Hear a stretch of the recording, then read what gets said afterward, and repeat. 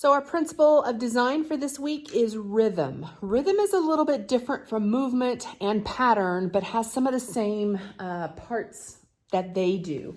Rhythm in art, like pattern, refers to a combination of repeated elements, but they have variations in it.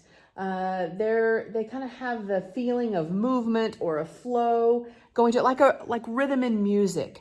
We understand that there are notes or beats that are being repeated, but they're not being repeated exactly the same every time. They have some variation to them. So for this one, this is probably one of the more challenging assignments that I have, and I don't want you to get discouraged. It's really okay.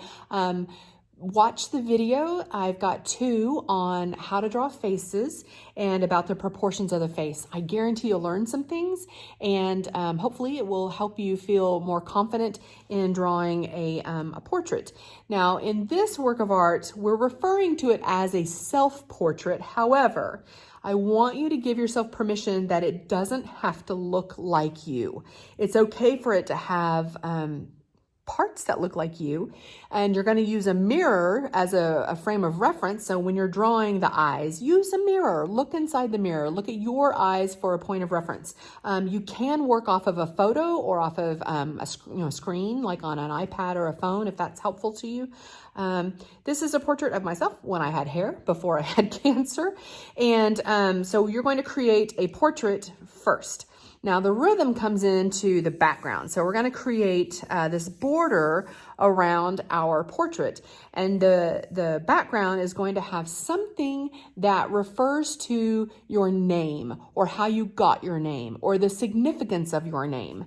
My first name is Krista. It's a derivative of Christian or Christ. And so I put a cross in the background and chose colors that I like anyway for my rhythm. So there's a repetition of these crosses going on here. We've got another rhythm that's going to happen along the edges. So I've created this line, and it's actually a timeline.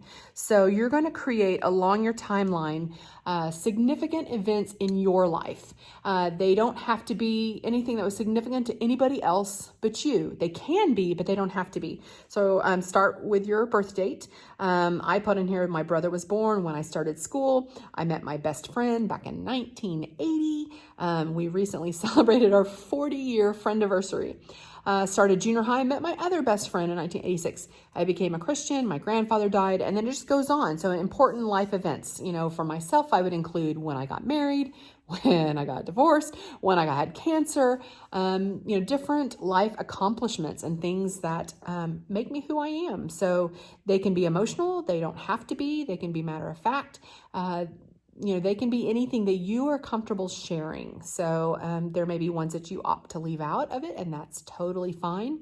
But anyway, so this should be a self-portrait with identity in it, because it not only has a picture that is using you as a point of reference, it has significance about your name in the background, and then the timeline has life events that help shape who you are.